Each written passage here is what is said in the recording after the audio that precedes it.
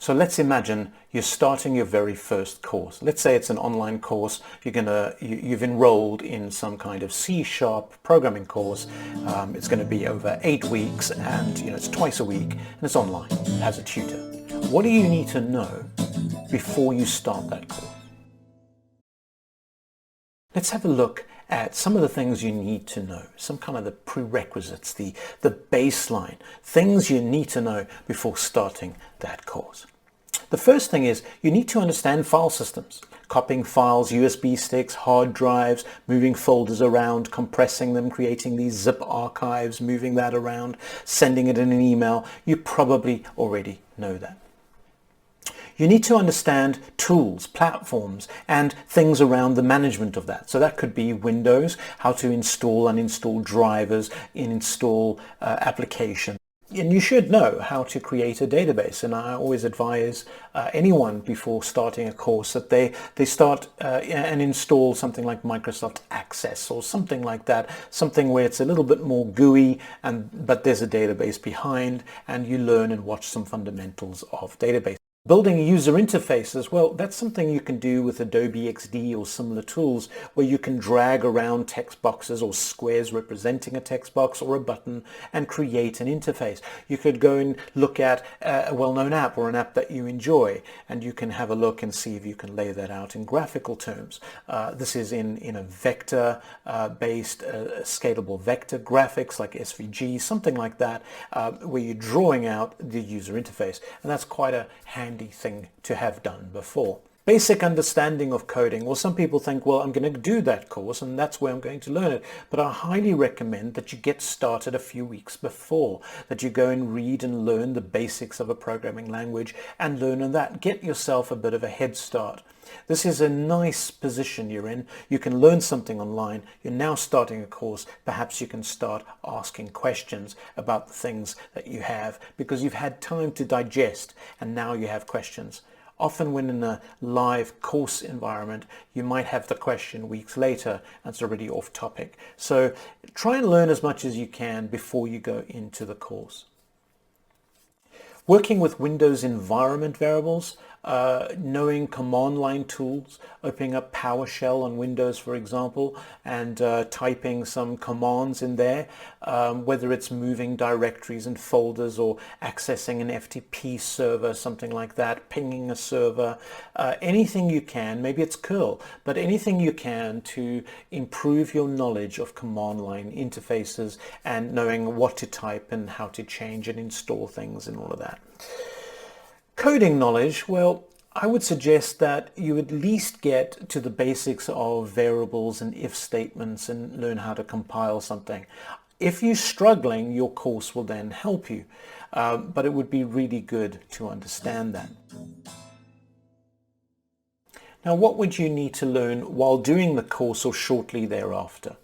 Well, in the course, you're probably going to learn basic fundamentals of programming, everything from variables, memories, perhaps even a class or a structure, data types, that sort of thing. And you'll learn how to code some basic things. Perhaps there's a user interface, or maybe it's web-driven where you can put HTML forms down. But you will learn HTML or XAML or whatever it might be, and you'll be learning some kind of interface, some kind of standard programming, and perhaps if you're lucky, some kind of database or file storage. Now, in doing that, at the end of that course, you really should own that knowledge. And I'm going to give you a list of the things that you should be very comfortable with within weeks of ending that course. 1.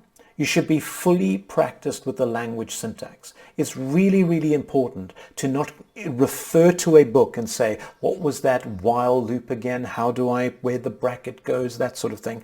You must commit to memory the most fundamental of syntaxes. At least 30% of your standard libraries. Now, most of these languages come with a set of libraries that are included. So in .NET, for example, there's the system.io namespace, and so on. These libraries are important. They help you code something, right? How do you write to a file? Well, you use the system.io and so on. And you need the stream writer and so on. Now, you need to understand those libraries in order to do that. And so you should really be looking at 30% thereabouts of those libraries. You should be learning those. So shortly between the end of your course and 3 weeks after, this is the time to really focus, learn the libraries, sit in the documentation. You've got to cram that information into your brain. So you've got to take that syntax and you've got to take those libraries and learn at least 30% of what that's looking at. 30% is just a mark. Learn as much as you can. You should also know source control. Now, if they didn't do that on the course, really you need to watch some videos on how to commit to GitHub and how to pull source code down, how to commit.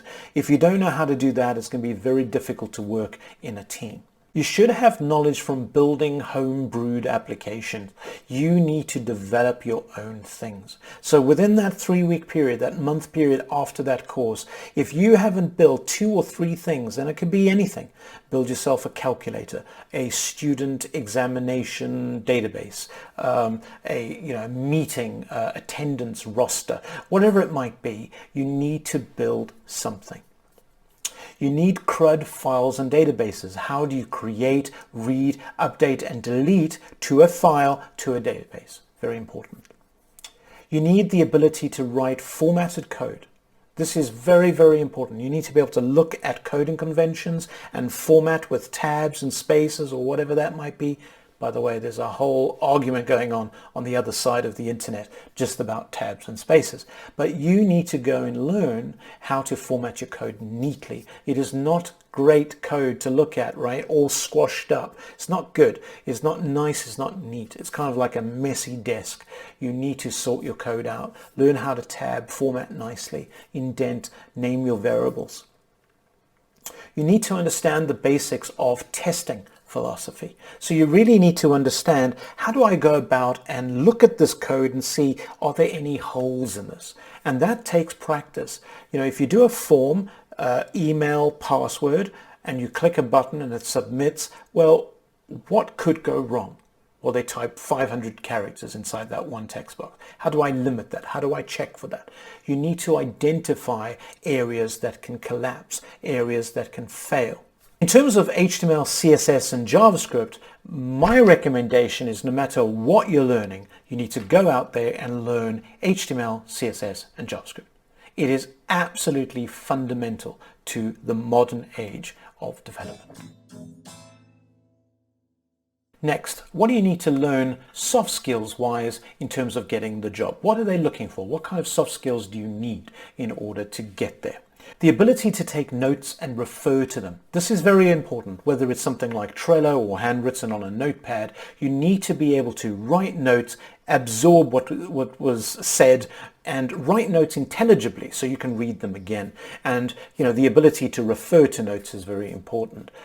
Able to pick up basics of things quite quickly. And really that might be just an IQ thing, but it also comes with practice, being introduced to various things. Are you the kind of person that goes into Wikipedia and reads random things, watches random videos? Can you understand concepts, theories, prototypes, sort of things like that quite easily? If you're not that way inclined, I would suggest you practice. It's a very important skill. The ability to learn and work from home, getting quiet time, having a quiet space, being able to block things out in your household, getting your household to understand that it's work time and that is the place that you need to be safe and productive in. This is a very important thing.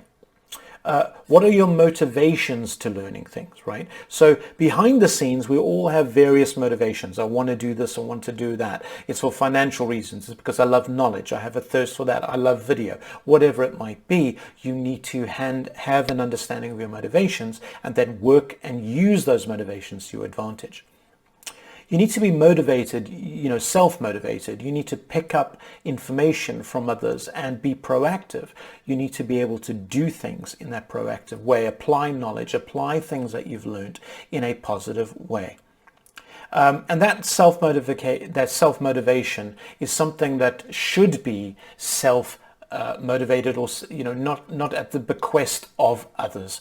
We want to see that you are just motivated, that you can go ahead and do stuff. Now, it's great being within a team, but good teamwork also requires self-motivation to be part of that team, to contribute to that team, to not be quiet in that team. We want people to get up and be proactive. And so that is the basics around doing a course before, during, and after. So I've given you a little taste of the kinds of information you need, the kind of knowledge you need leading into the course, and then during the course, obviously practice, learn as much as you can about that course, and then shortly after, the kinds of things that you need to do, including soft skills, in order you to be better equipped to landing the next job. But that's not the whole picture. I'm going to be presenting more and more in different videos. Please like and subscribe, and let me know if you have any questions down below, and perhaps that can be part of a further or future video. Thanks for watching. Bye.